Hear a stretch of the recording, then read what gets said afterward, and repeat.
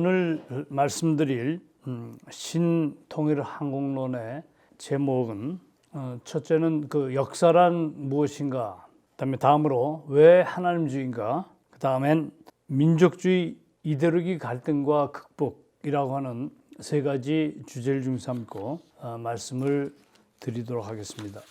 우리의 통일의 문제를 왜 해야 되는가, 한글한 그 통일의 당위성에 대해서 그 기성세대들은 거의 예외 없이 소위 통일이 이루어져야 된다고 하는 것을 이야기하는 반면, 그 젊은 세대들의 일부들은 그 통일의 당위성을 제대로 이해하지 못하고 우리가 잘 살고 있는 이 현실 속에서 왜 여러 가지 부담을 안고 통일을 해야 되느냐는 것에 대한 문제를 제기하는 사람들도 있습니다.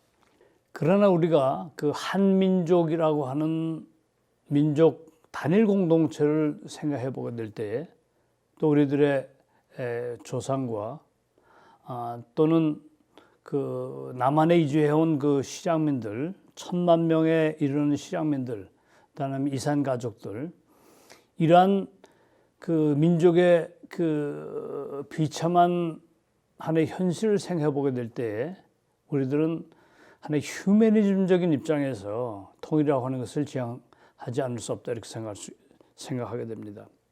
이때까지의 그 이산 가족 신청자들이 약 13명이 되었다고 하는데, 21번에 걸친 그 이산 가족 상봉이 이루어진 반면, 그 아직까지 그 13만 명 중에 소위 가족 상봉을 하지 못한 그런 12만 명이 남아있고, 대부분이 90세가 넘어가는 연로한 하나의 어른들이기 때문에 이것은 신청한 사람은 13명이지만은 신청하지 않은 많은 하나의 한국, 북한 동포들의 그 가족의 애환과 민족의 애환을 생각해 보게 될 때, 우리들은 통일의 당위성을 주장하지 않을 수가 없습니다.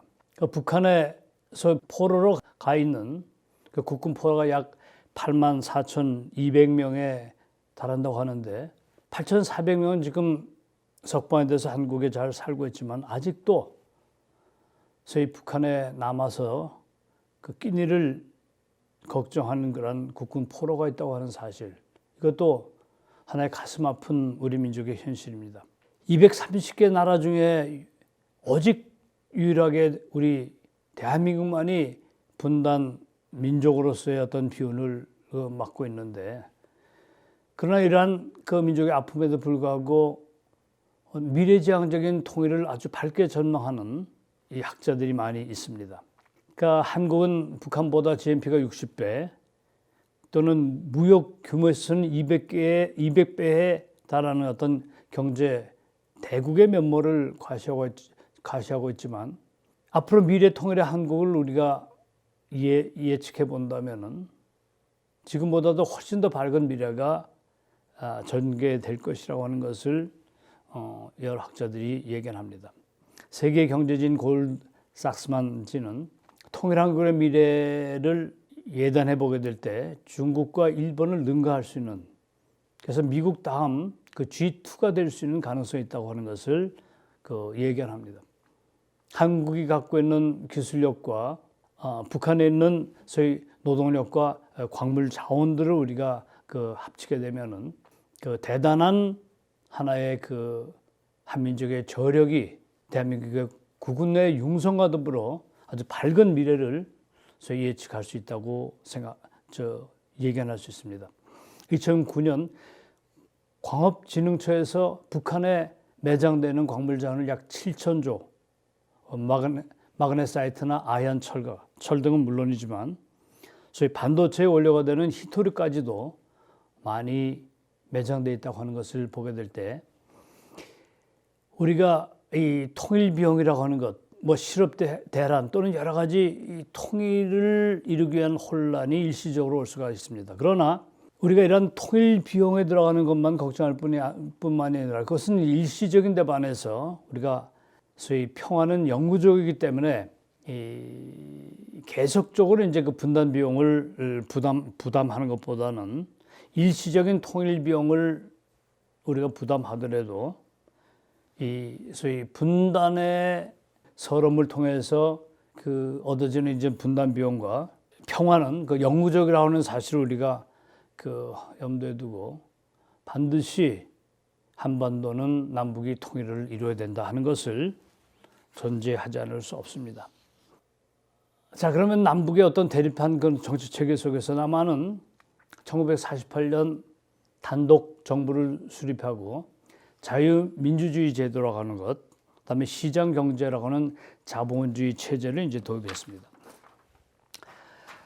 북한은 인민에 의한 인민을 위한 정치라고 하는 소위 뿔에 따라 인민을 어떤 표방한 그런 정치 이념을 일단 채택을 하고 1948년 역시 마찬가지로 단독 정부를 수립하고 토기를 국유화하고 그다음에 무상교육, 무상의료, 무상주택을 제공했습니다. 처음에는 이러한 소위 북한의 사회주의 체제가 대단히 소위 인민들에게 호응을 받았지만 당성으로 기본적으로 모든 하나의 그 계급적 하나의 차별 이런 것들이 횡행이 되고 김일성 정부가 유일 지배 체제로 들어섬에 따라서 북한의 경제력은 점점 생산력이 하락되고 경제 성장이 둔화되고 또 심각한 경제난에 직면한 것 또한 사실입니다. 그것보다 기본적으로 북한을 지배하고 있는 그 많은 논리 가운데 소위 그 조선 노동당의 당규약이 헌법에 앞서는 것이고, 그다음에 이 노동당의 기본적인 하나의 핵심적인 이 정치 체질 중삼고 통치되는 사회가 되다 보니까 이 노동당이 관장하고 있는 어떤 이념과 그다음에 가치 체계가 이제 문제가 되지 않을 수 없습니다. 북한의 조선 노동당은 1945년 10월에 창설이 되었는데 여러 가지 그 명칭을 개칭한 연후에 3차 당대회 때에는 마르크스 레니니즘을 혁명 전통으로 일단 구축하고 제5차 당대회 때는 마르크스 레닌주의를 창조적으로 적용한 김일성 주체 사상을 도입합니다. 그러나 그 다음에 6차 당대회 때는 마르크스 레니니즘을 포기하고 없애고 김일성 주체 사상만을 유일한 당의 이념으로 명문화시키고 한반도의 공산화 사회 건설을 일단 추진을 하고 있습니다. 이러한 그 북한의 하나의 이 노동당을 중삼은 정치 체계도 문제지만은 그것보다 1990년대에 이르러가지고 연방제 통일 방안과 연관시켜서 민족의 자주성, 그다음에 주체 사상의 자주성의 원칙이라고 하는 것을 강조하면서 우리 민족끼리의 통일이라고 하는 결국은 주도 이념 아래에 민족 제일주의, 그다음에 수령의 영도를 받고 있는 민족으로서의 우월성 이런 것들을 강조하면서 대단히 소위 민족주의적인 하나의 정치 형태를 띠게 되고 그다음에 민족의 정통성을 주체 사상에 의해서 확보하려고 하는 이러한 추세가 이제 강하게 개진돼 나왔습니다. 따라서 남북의 하나의 대립 과정에서 가장 문제가 되는 것은 기본적으로 이 대한민국의 한반도의 주체성이 남한에 있느냐 북한에 있느냐 하는 이 주체성에 대한 어떤 정통성의 문제가 또는 이 민족주의에 대한 어떤 문제가 이 남북 이데올로기에서 가장 중요한 이슈로 등장하고 있음을 보게 됩니다. 그러면 조금 이 소위 도약하는 것 같지만은 이 공산주의라고 하는 것이 무엇이냐는 어떤 근본적인 문제를 우리가 예단하기 위해서는 결국 민주와 공산의 대결은 근본적으로 신관의 싸움이 깔려 있다. 그 기초적인 어떤 사상적인 투쟁으로 소위 깔려 있다고 하는 것을 우리가 염두에 두지 않을 수 없습니다. 유물론과 소위 관념론 또는 무신론과 유신론이라고 하는 이런 소위 철학의 싸움이고 사상의 싸움이고 가치관의 싸움이 바로 남북의 대결 구조 속에 잠재되어 있다는 것이죠. 그러니까 군사 외교 또는 경제적 대결뿐만이 아니라 이런 모든 대결 구조의 기초에 놓여 있는 것은 기본적으로 이념 대결이고 가치관의 대결이라고 하는 것을 우리가 염두에 두지 않을 수 없습니다. 일찍이 그 아놀드 토인비 역사학자는 공산주의는 무신론적 종교이고 전투적 무신론이고 따라서 기독교의 사생아라고 얘기를 했습니다. 공산주의가 출현했다고 하는 것은 기본적으로 기독교에 대한 고발이고 참소였죠. 우리가 섭리사관과 유물사관을 우리가 대비해 보게 되면 굉장히 유사한 측면이 많이 있습니다. 유물사관은 선사시대에서 시작해가지고 계급사회를 통해서 다시 이 원시공동사회가 소위 공산주의 사회로 귀결된다고 하는 출발점을 원시공동사회, 과정을 계급사회, 그 다음에 인류 역사의 종말을 공산사회를 지향한다고 하는 이런 어떤 미래지향적인 희망을 제시하고 있습니다. 섭리사관도 마찬가지죠. 섭리사관도 인간의 창조와 타락에서 출발하고 그 다음에 이런 창조에서 타락으로 간 이런 인간 죄악의 세계가 다시 신적 구원을 통해서 어떤 천년왕국, 어떤 미래지향적인 희망이 제시된다고 하는 것을 어떤 성서에서 일단 기록되어 있고 기독교 신학으로 정립되어 있습니다. 그 다음에 이 본체에 대한 문제를 우리가 설정해봐도 마찬가지입니다.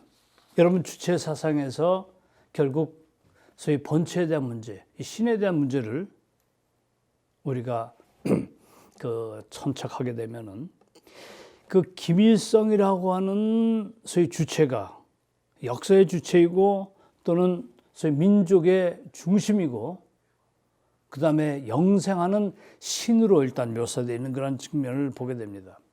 이것은 바로 소위 마르크스이 갖고 있는 하나의 기본적인 성격이나 이 주체 사상이 갖고 있는 기본적인 성격은 기본적으로 기독교가 갖고 있는 프레임을 기본적으로 역전시키는 과정을 통해서 기독교의 하나님에 대한 어떤 대응으로서의 주체 사상의 신을 규정한 것이 아닌가 이렇게 생각해 보게 됩니다.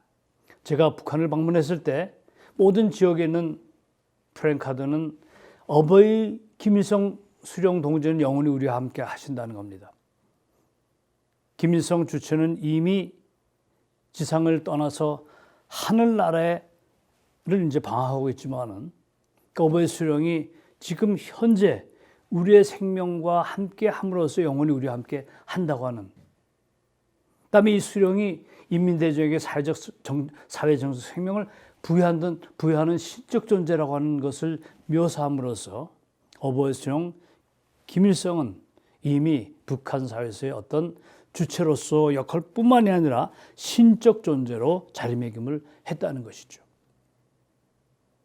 자, 그런 면에서 주체 사상의 그 수령론을 보게 되면은 주체 사상에서 기존의 사회주의의 사상적 기초인 마르크스 레닌주의를 혁신적으로 계승한 분도 수령이고, 사람의 운명 문제를 해명하며 사람의 존엄과 가치를 최상에서 보장해주고 사람을 영생으로 이끌며 사회정책 생명을 부여하는 것도 역시 주체이며, 사랑의 최고의 화신도, 민족 운명의 구원자도, 민족 통합의 구심점도 바로 수령이다 라고 하는 것이 주체사 수령론에 명기되어 있습니다.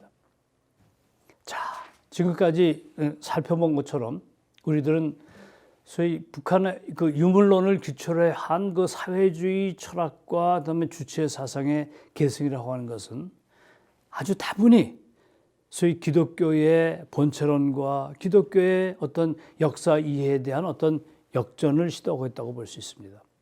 소위 마르크스의 자본주의 필멸의 법칙에 의해서 기본적으로 대한민국의 자본주의 체제는 해체되고 한반도는 공산주의로 통일된다고 하는 하나의 다분히 하나의 종교적인, 다분히 어떤 무신론적인 또는 신학적인 그러한 하나의 역사론을 가지고 대한민국을 이해하고 있다. 역사를 이해하고 있다는 것을 이러한 관점을 우리가 간과해서는 안 되겠습니다. 자, 민족의 정통성은 어디에서 찾을 수 있느냐?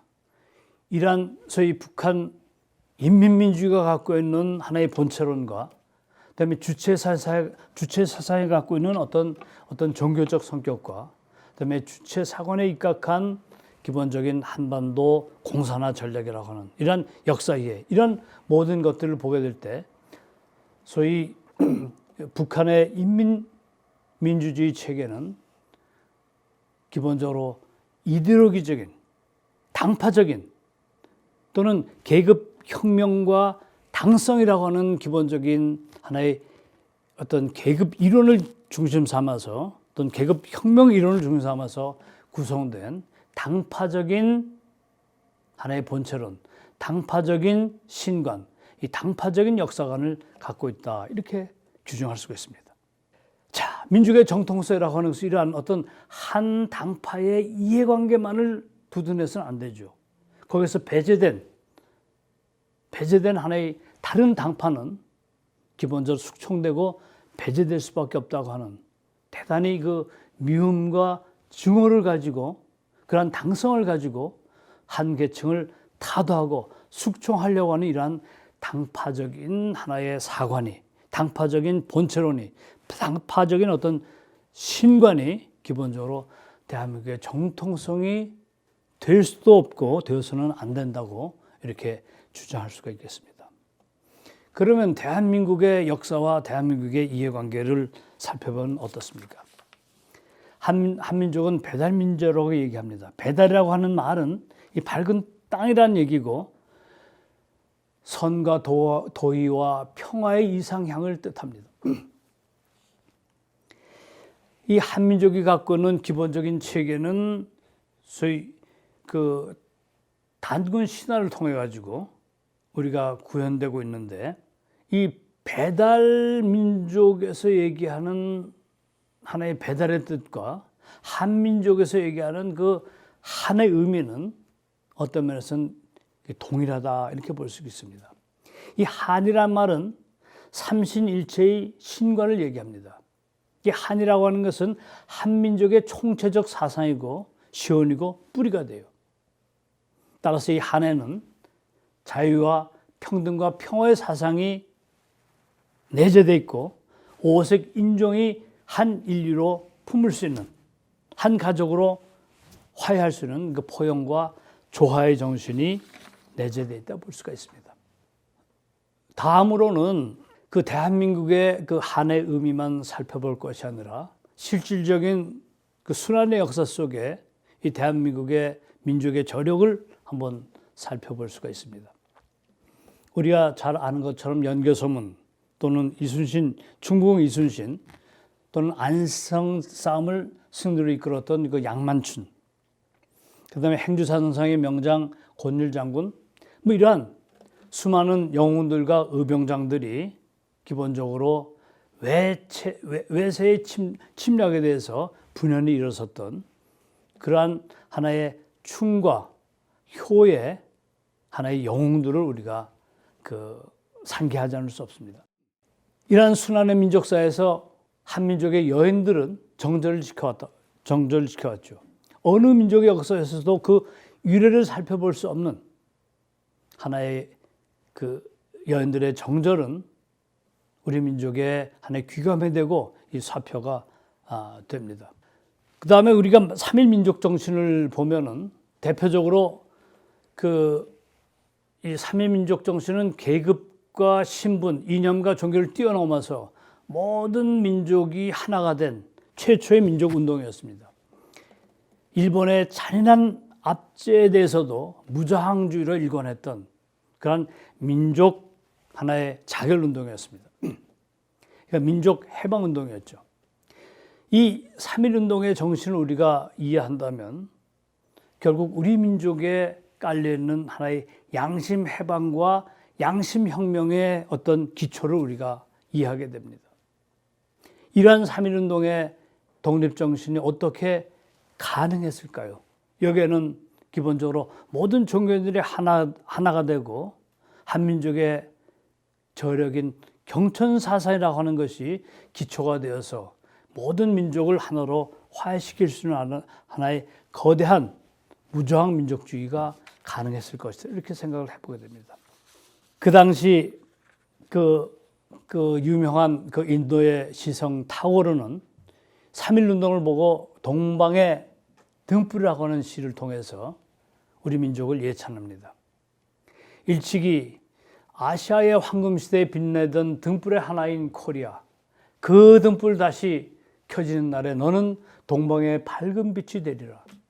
이것은 직관적으로 대한민국의 운명과 순환의 운명과 그다음에 그것을 극복한 미래지향적인 밝은 대한민국의 미래를 소위 시인의 통찰력을 통해서 또는 시적 표현을 통해서 한민족을 예찬한 것이 아닌가 그렇게 생각을 해보게 됩니다.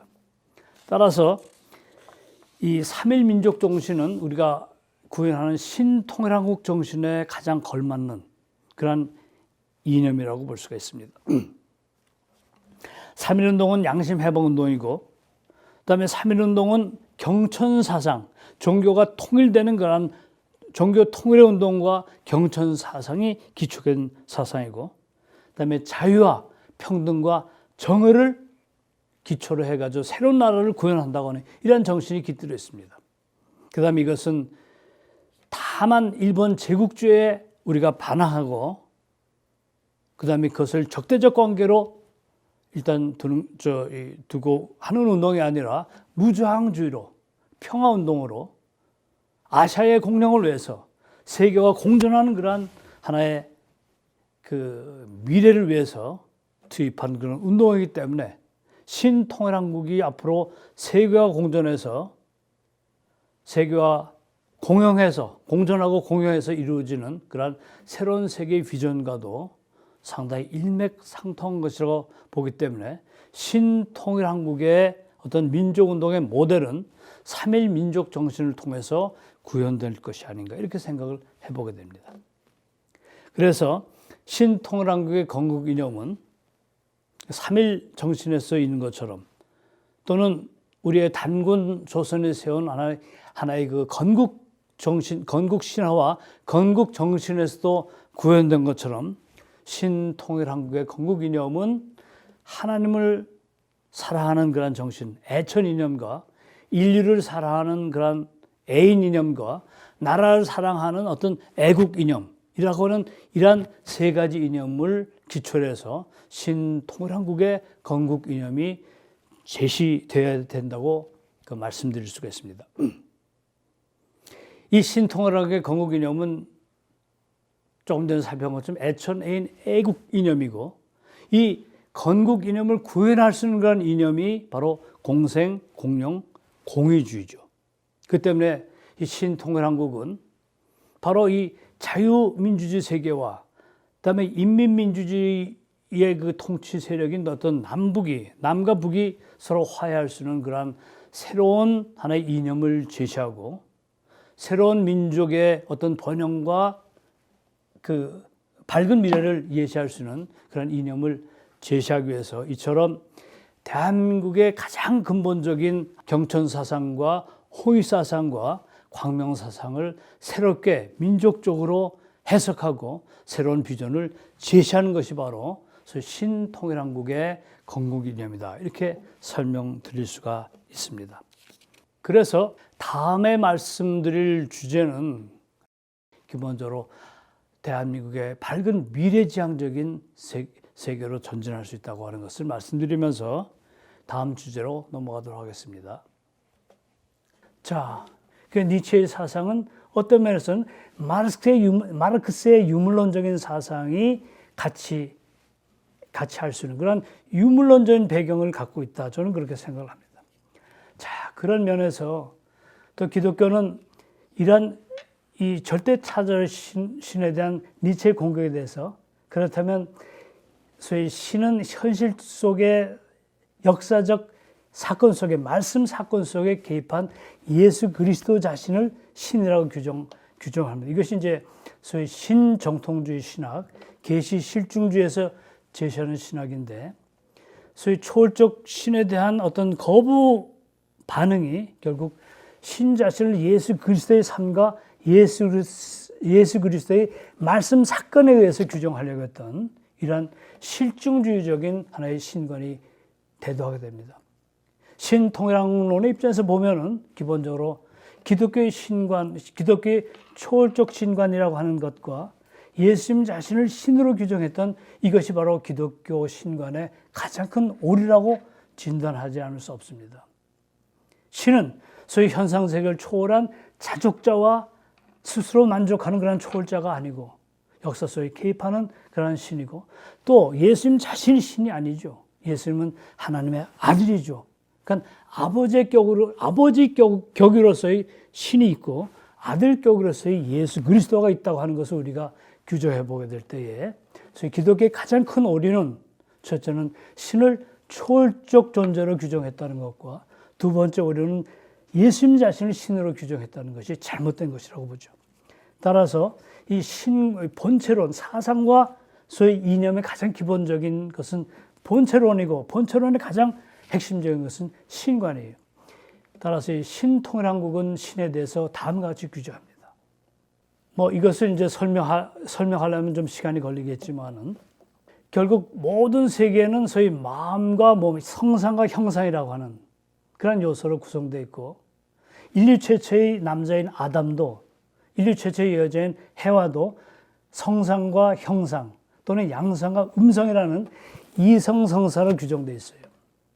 그럼 이 성상과 형상과 양상, 음성의 어떤 뿌리, 원천, 그 출발점 뭐냐? 그것은 심정이죠.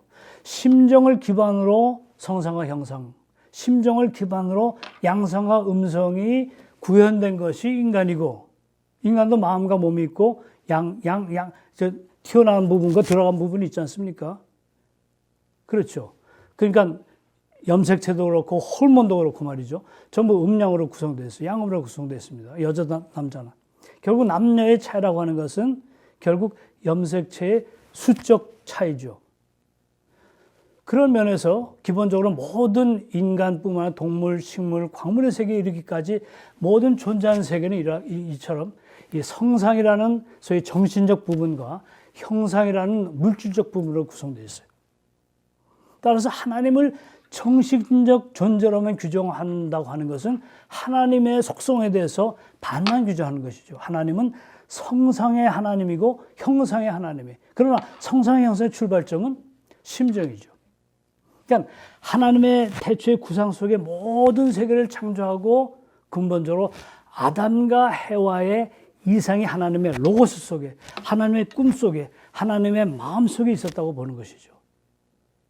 이런 심정의 하나님의 모습이 그대로 구현된 것이 인류 최초의 시조인 아담과 해와라고 볼 수 있습니다. 여러분 창세기 1장 27절을 보게 되면 하나님이 자기의 모습, 하나님의 모습대로 사람을 창조하실 때 남자와 여자를 창조했다는 말씀이 있습니다. 이 하나님의 형상, image of God, 하나님의 형상에 대해서 기독교에는 하나님은 정신적 실체이기 때문에 하나님의 형상을 정신, 곧 누스로, 정신으로, 스피릿으로 이제 규정하는 그런 소위 기독교의 교리가 정통 기독교의 교리예요. 그러나 성서를 보세요.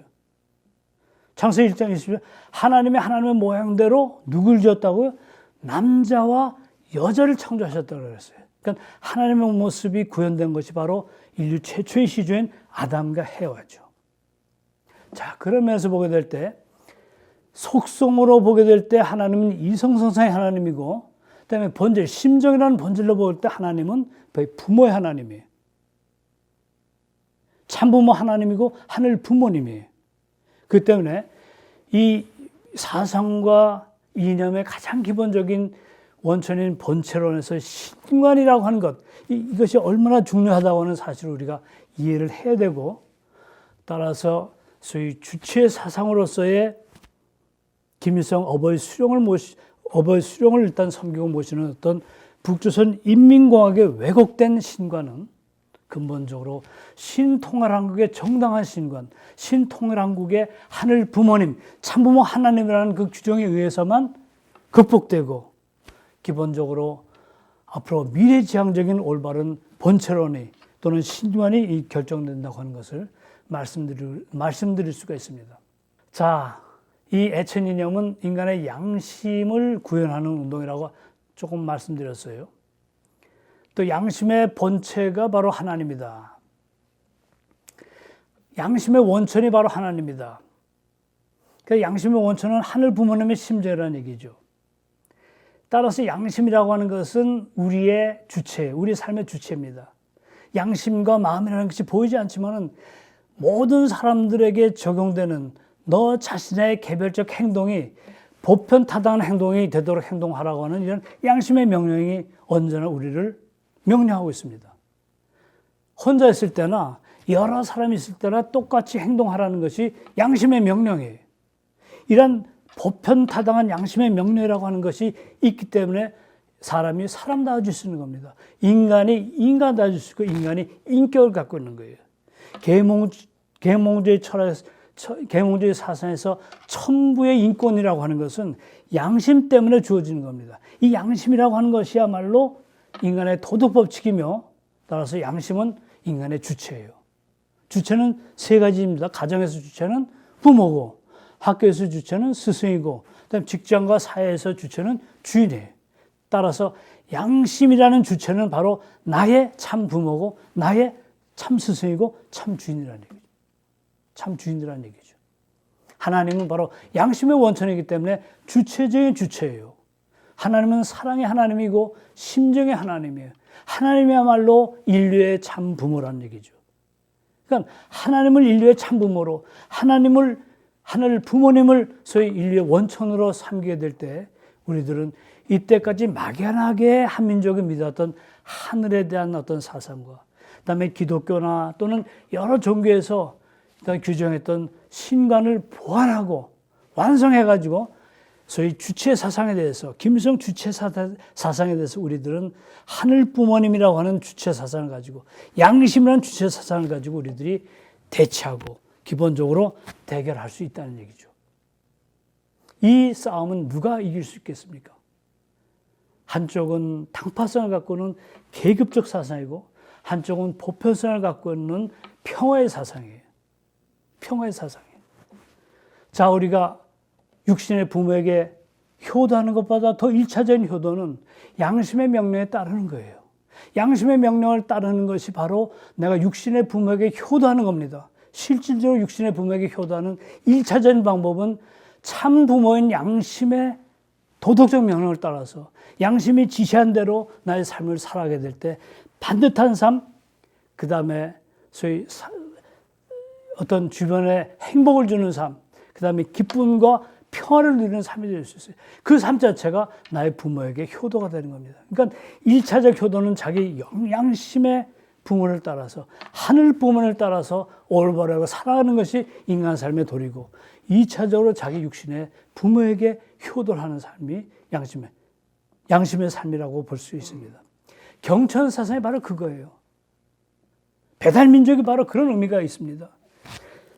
소위 단군이 세운 고조선에서 가장 중요하게 일단 개념했던 한에 대한 개념 규정. 그 다음에 경천사상. 이 경천사상이라고 하는 것이 모두 도덕과 윤리와 가치관과 모든 삶의 근본적인 원천이라고 하는 것을 우리가 이해를 해야 됩니다. 이것이 우리가 얘기하는 효정의 삶이에요. 하늘 부모님의 심정의 가르침과 하늘 부모님의 소위 참사랑에 대해서 인간의 응답 형태가 효정이에요. 효정. 효와 정이라고는 이 소위 우리 한민족의 가장 중요한 개념 중에 정서적 개념 중에 가장 중요한 두 개념을 묶은 것이 바로 효정입니다. 신통일한국의 소위 인간과는 바로 효정의 삶이었어요. 효정의 삶. 하늘 부모님의 참사랑과 하늘 부모님의 심정의 뜻에 따라서 인간의 도리, 자녀의 도리를 다하는 것이 바로 효정의 삶이라는 것을 알 수가 있습니다. 이 효정이라는 것은 두 가지 측면이 있어요. 자녀 입장에서 부모에 대해서 또는 하늘 부모님에 대해서 소위 도리를 다하는 것. 이것이 바로 첫 번째 효정이고, 두 번째 효정은 바로 그 자녀와 형제 자매하고 그 개인이 여러 이웃하고 그 개인이 사회와 국가하고 서로 부모의 마음을 나누는 것이 바로 두 번째 효정이에요. 그러니까 수직적인 측면에서 하나님의 심정에 대한 자녀의 도리를 다하는 것이 바로 첫 번째 효정의 삶이고, 두 번째서 그러한 성숙한 자녀가 이웃과 더불어 부모님의 심정과 부모님의 마음을 나누는 것, 이것이 바로 두 번째 효정의 삶이거든요. 따라서 이 애천, 애인, 애국이라는 건국 이념을 구현하는 소위 이념으로서의 그 공생, 공영, 공의주의라고 하는 것도 바로 이러한 하늘을 사랑하고 인간을 사랑하고 나라를 사랑한다고 하는 그런 건국 이념에서 자동적으로 도출되는 소위 건국 구현 이념이에요.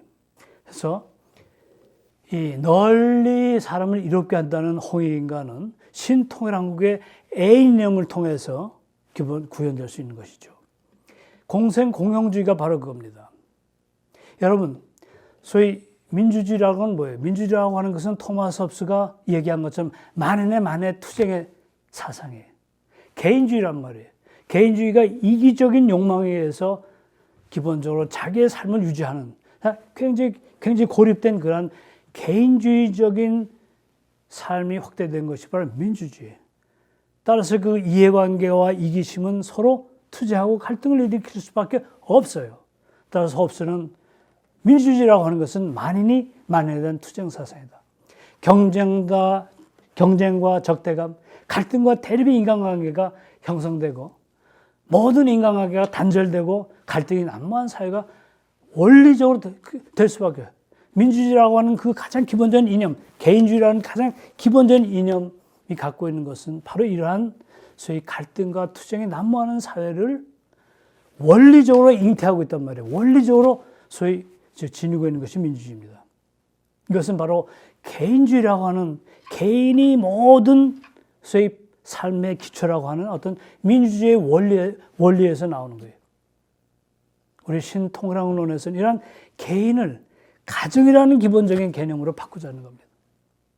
형제 자매 관계, 인류 전체의 관계성, 너와 나의 인간적 윤리가 회복되고 하나님을 부모로 모시고 형제 자매가 전부 하나가 되는, 한 가족이 되는, 한 하나님 아래 한 형제가 되는, 한 가족이 되는 이런 기본적인 이념을 통해서만 민주주의가 교정될 수 있습니다. 민주주의의 이기적 개인주의가 이타주의적인 삶이 될 수 있는 거예요. 갈등과 대립의 갈등과 대립의 어떤 삶의 인간관계가 화해와 효정의 삶을 통해서 평화를 이루는 삶이 될 수 있는 거예요. 기본적으로 개인에서 가정이라는 프레임을 바꾸고 우리가 우리의 민주주의를 새롭게 북돋고 민주주의의 단점을 보완하고 새로운 민주주의를 창조함으로써 새로운 민주주의에 의해서 우리가 신통일한국이 규정되어야 된다는 것을 말씀드릴 수가 있습니다. 그 다음에 이 애국 이념은 광명사상이죠. 이제 소위 우리나라의 국화에 나타난 여러 광명사상을 보게 되면은 이 배달이라고 하는 것도 환하다, 광명한 나라라는 얘기죠. 밝은 땅. 조선이라고 하는 것도 아침에 해가 도는 나라예요. 부여라는 나라도 아침에 먼동이 뿌옇게 밝은 나라가 부여예요. 고구려도 고대 광야하고 높고 빛나는 나라라는 얘기거든요. 발해도 불의 나라예요. 광명의 나라예요. 대한민국의 한도, 바로 여기서 큰 한, 대한민국의 한도 바로 광명을 지상에 펼치는 나라라는 그런 뜻이거든요.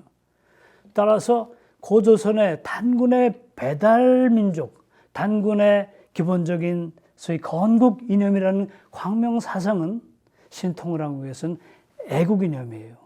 이 나라라고 하는 것이 바로 나라라고 하는 것이 존재하지만 이 나의 존재가 기본적으로 확립될 수 있기 때문에 현대 사회에서 잃어버린 국가관, 현대에서 잃어버린 이 자연관, 이런 것을 새롭게 회복함으로써 이 민주주의와 자유민주주의와 이 자본주의 사회의 이기적인 하나의 인간관을 개조하고 새롭게 창조함으로써 소위 통일 한국의 주도적인 이념으로 기본적으로 규정하자는 것이 소위 건국 이념입니다. 따라서 이제 신통일 한국의 건국 이념은 애천 애인 애국이고, 이 애천 애인 애국의 건국 이념을 구현할 수 있는 건국의 구현 이념은 바로 공생 공영 공유주의라고 이제 볼 수가 있습니다. 그런 면에서 우리는 남북의 공통적인 민족주의를 확립할 필요성이 있죠. 그런 면에서 남북의 공통적인 민족주의가 확립될 필요성이 있다, 이렇게 생각됩니다. 주체 사상은 김일성 백두 혈통을 세습 통치로 합리화하는 그런 책이에요. 당과 수령 앞에 절대적으로 복종하는 것을 강요하는, 그래서 이것은 어떤 철학도 아니고 사상도 아닙니다. 이러한 어떤 주체 사상에 갇혀있는 어떤 북조선 인민공화국을 향해서 우리 대한민국은 이 대한민국의 보편적 가치를 보다 신장해서 우리가 갖고 있는 본체론적인 또는 사상의 이데올로기적인 어떤 가치관을 새롭게 해석하고 새롭게 발전시킴으로써 소위 북조선 인민공화국도 끌어들이고 소위 우리 자유대한민국의 어떤 기본적인 이념도 새롭게 보완하면서 새로운 민족주의적인 새로운 하나의 이념지향적인 하나의 이 미래를, 통일 한국의 미래를 건설해야 된다, 이렇게 생각할 수 있습니다. 이것이야말로 하나님주의의 바탕을 둔 남과 북이 공통으로 나아갈 수 있는 민족 주체성이 확립되는 유일한 길이다, 이렇게 볼 수가 있습니다. 지금 현재까지 갖고 있는 남과 북의 대립구조, 이 대립구조만 가지고서는 통일이 올 수 없다는 그런 말씀이 되겠죠. 결국 민주화 공산주의 대결은 근본적으로 유실론과 무실론의 싸움이고, 관념론과 유물론의 싸움이고, 근본적으로 신관의 싸움이다. 따라서 우리가 한반도의 통일은 일방적으로 통일할 수가 없어요. 여기서는 무실론과 유실론, 공산과 민주, 좌익과 우익이 분열하고 갈등을 일으키고 또 남남 갈등을 일으키기 때문에 여기서는 일방적인 또는 무력적인 정치적인 통일은 불가능합니다. 여기에서 이념적인 지표를, 이념적인 어떤 지향점을 제시함으로써 남도 북도 서로 공존할 수 있고 남도 북도 하나가 될 수 있는, 화해할 수 있는 그러한 이념이 제시할 때만 기본적으로 통일이 가능하다는 것을 역설하면서 그 이념의 기본적인 요소가 바로 하나님주의 또는 두익사상이 되겠습니다. 따라서 이 38선이라고 하는 것은, 결론적으로 38선이라고 하는 것은 남과 북이라고 하는 나라가 정치적으로 단순하게 대립되는 대치선이 아니에요. 이것은 바로 무신론과 유신론이 대립하는 것이고, 관념론과 유물론이 대립하는 것이고, 체제와 체제가 대치하는 것이고, 종교와 반종교가 대치하는 것이고, 모든 이데올로기가 대치하는 마지막 보루라는 겁니다. 그러니까 한반도의 통일은 곧 세계의 평화의 유일한 통로가 될 수 있다는 것을 우리가 알아야 되겠다는 것이죠. 왜 230개국이 여러 나라가 있는데도 불구하고 통일이 안 된 오직 유일한 분단 국가가 대한민국이냐?